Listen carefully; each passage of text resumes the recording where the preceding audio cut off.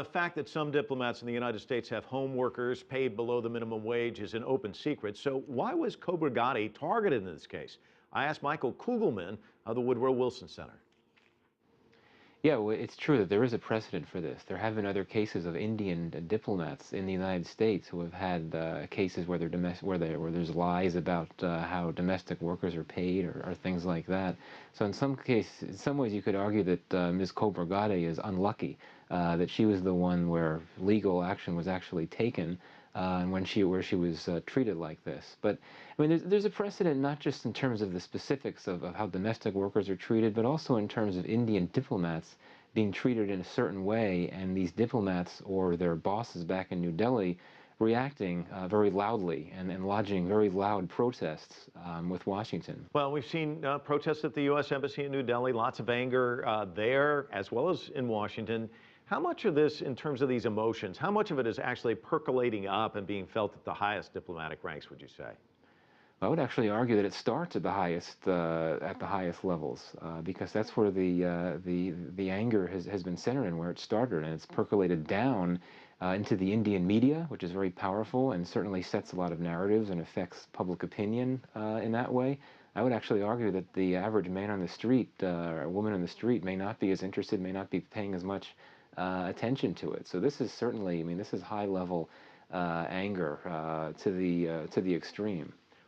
Well, there's always a vacuum as a result of this sort of thing. India continues to have solid relationships with other countries. The Japanese defense minister is just leaving New Delhi after a 4-day visit.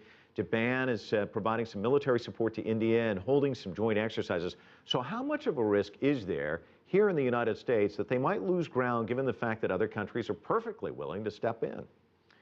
Well, I think it's important to keep in mind that the U.S.-India relationship has never been as strong and iron-tight as some commentators would suggest it has been. This is a relationship that until the early 1990s really did not exist. The two countries did not get along. They barely talked to each other until we got into the early 90s. And really, over the last few decades, things have improved, but there's still a considerable number of disagreements, lingering tensions from the old days. And so I think that it would be more accurate to say that the two countries can try to pick up the pieces and try to build a relationship that is not necessarily an iron-tight and strategic one, but really more of a functional one. Well, Ms. Cobra Gatti is back in India. The United States has agreed to pull out a diplomat. When does this end, and how is this game going to play out? And is there a risk that we go back to this pre-90s relationship that you just described? This affair has undoubtedly scarred the relationship, and I fear that Washington doesn't appreciate how much umbrage the Indians took to this issue. Because, again, the Americans may assume, well, we gave her immunity, we let her go, she's back in India, it's done with. But it's not that simple. I mean, the Indians will not forget about this. They're still going to want the apology. They know that Ms. Cobra Gatti has been at least temporarily separated from her children who are in school in the United States.